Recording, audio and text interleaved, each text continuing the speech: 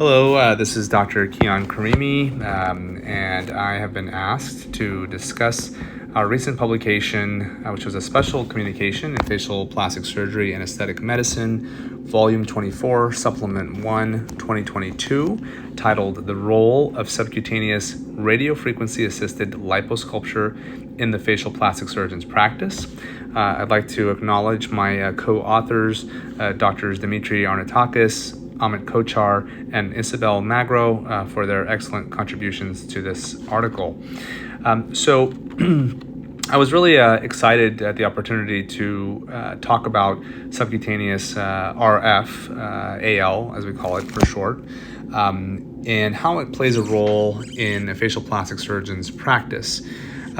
Radiofrequency is not anything that's new, and subcutaneous liposuction is certainly not new either. And so the marriage of these two for office-based liposculpture is something that I've utilized in the right patient for the past 5 to 6 years or so. And so I have really come to understand who is a candidate for this, how to best perform this, and what the expected results are. The article just starts off with kind of a background and a historical mention of radiofrequency devices.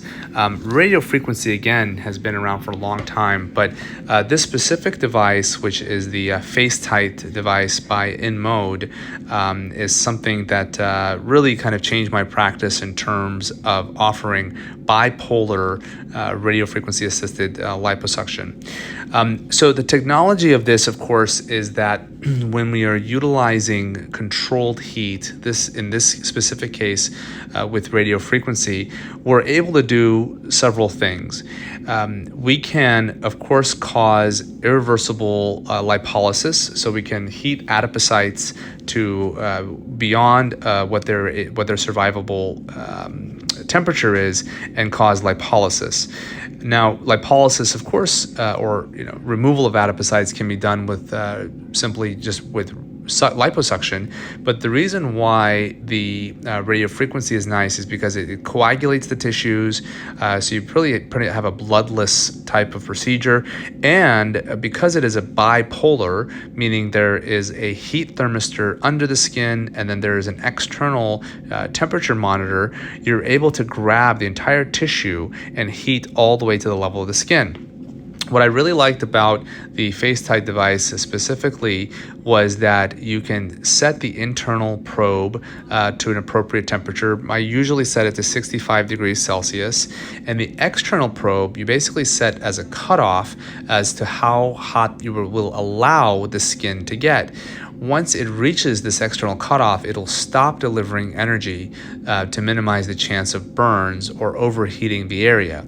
Likewise, the internal probe, once it has delivered that heat, then it will also stop.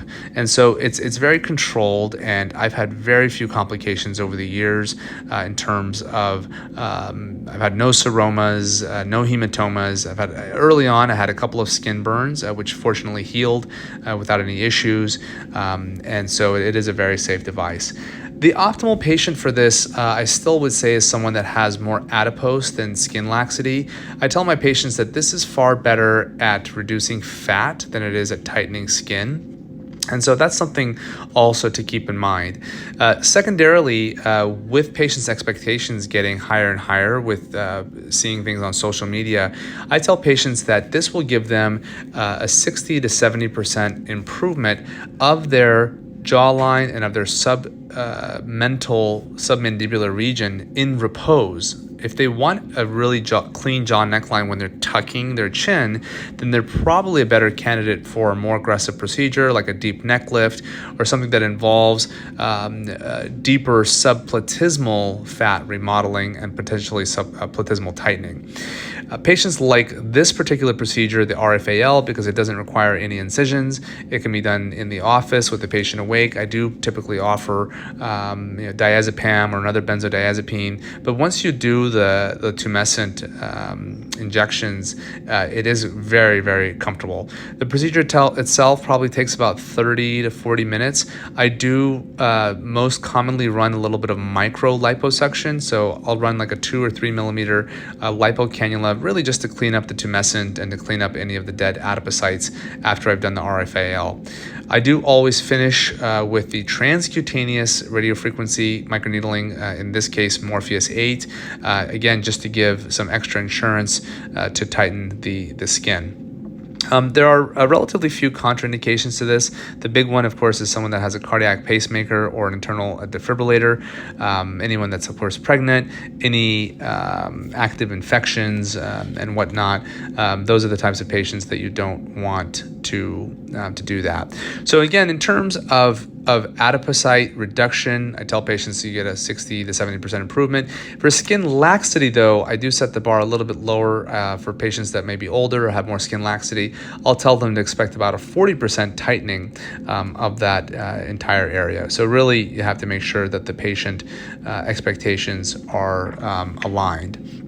If you then, you can review the article for specifics, but I'll usually put anywhere from 100 to 200 mLs of a standard modified Klein's tumescent, and the energy, different energies will vary, but again, it will range from 10 to 12 kilojoules per treatment, which is pretty standard.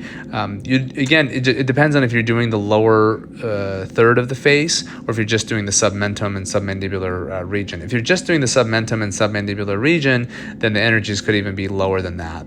As you can see from the before and afters provided by Dr. Arnatakis and myself, you get really excellent liposculpture results, but the patients that we're showing in figures 5, 6, and 7, and 8 have more adipose than skin laxity. The gentleman in figure 7 and 8 is actually nearly 50 years old, and really kind of, I would say, bought him many, many years before he would have to consider a lower face and neck lift.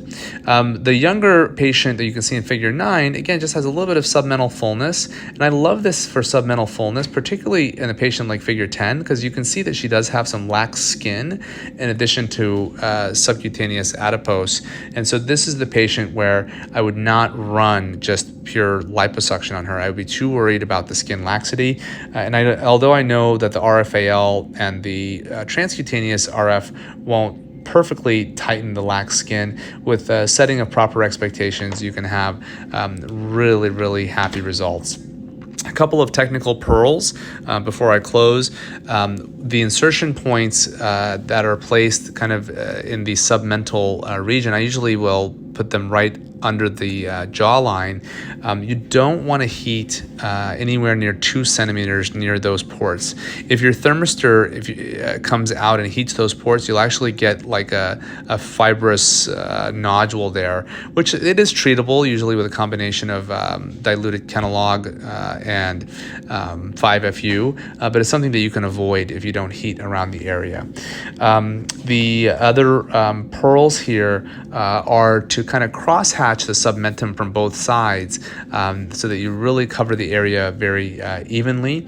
And with those types of things, you can really expect a nice result. Patients will routinely experience hyposthesia and some kind of pins and needle sensation for about 6 to 8 weeks or so. If you are doing actual liposuction as well, then I do recommend a compression garment for a week, and also lymphatic massages starting at 2 weeks post-procedure to minimize lumpiness, bumpiness. And of course, if you do a large amount of liposuction, you have to make sure that there aren't any serous fluid collections and whatnot after the procedure. Other rare things that you occasionally see, you can have a marginal mandibular neuropraxia, but I've never heard of a case lasting beyond 3 months. Again, this is my review of the role of subcutaneous radiofrequency assisted liposculpture in the facial plastic surgeon's practice. Thank you so much for the opportunity to chat with you about this. And if you have any questions, feel free to message me on Instagram at Dr. Kian, DRKIAN. Thank you.